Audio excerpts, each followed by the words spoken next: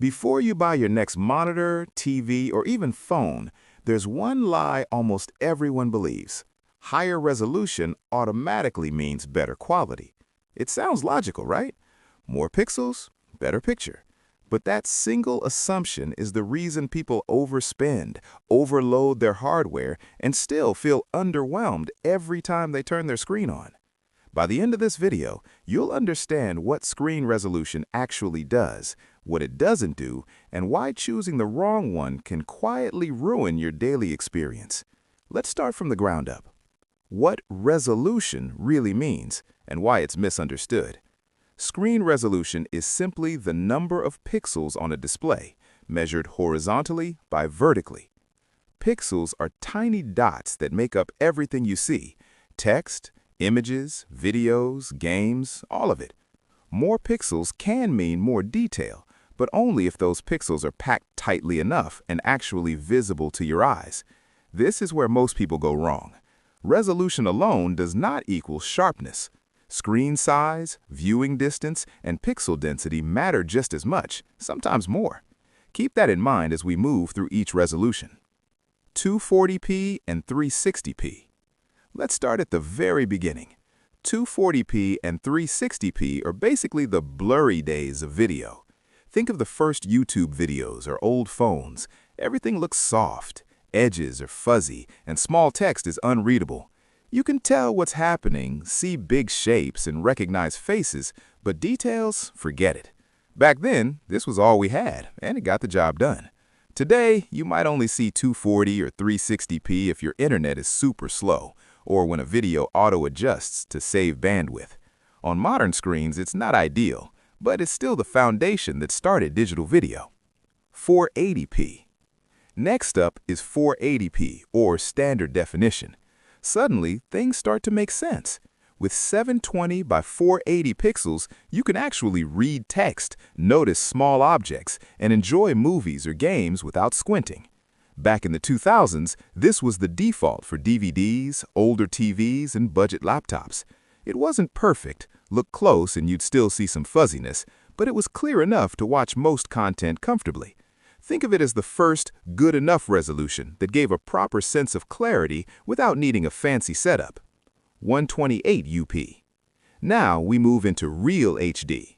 720p with 1280 by 720 pixels made everything smoother and more lifelike.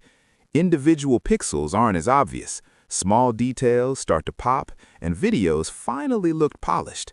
This is the resolution that made streaming on YouTube and Netflix feel like a big step forward. It even became the standard for HD TVs and gaming consoles like the PlayStation 3. 720p gave us a taste of high-definition visuals without needing a super powerful computer or graphics card. 1080p. Then came 1080p, also called Full HD. With 1920 by 1080 pixels, this is the resolution most of us still use every day. The image is crisp, text is clear, small details like textures in games or on clothes suddenly make sense. Full HD works on TVs, monitors, laptops, and phones, and it doesn't demand top-of-the-line hardware. Streaming videos is smooth, games look sharp, and even on bigger screens, it's still comfortable to watch. 1080p struck the perfect balance between sharpness and performance, which is why it stayed popular for so long. 1440p. Next up is 1440p, sometimes called Quad HD. With 2560 by 1440 pixels, the picture gets noticeably sharper than 1080p. On a monitor, you start to see small details you couldn't see on Full HD, like tiny text, distant objects in games, or subtle textures in videos.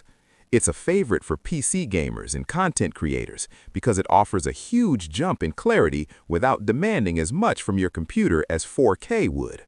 For productivity work, editing, or multitasking, 1440p gives you more space on your screen to work efficiently. It's the sweet spot between detail and performance, which is why many people upgrade to it when they want something better than Full HD. Then comes 4K, or Ultra HD, with 3840 by 2160 pixels.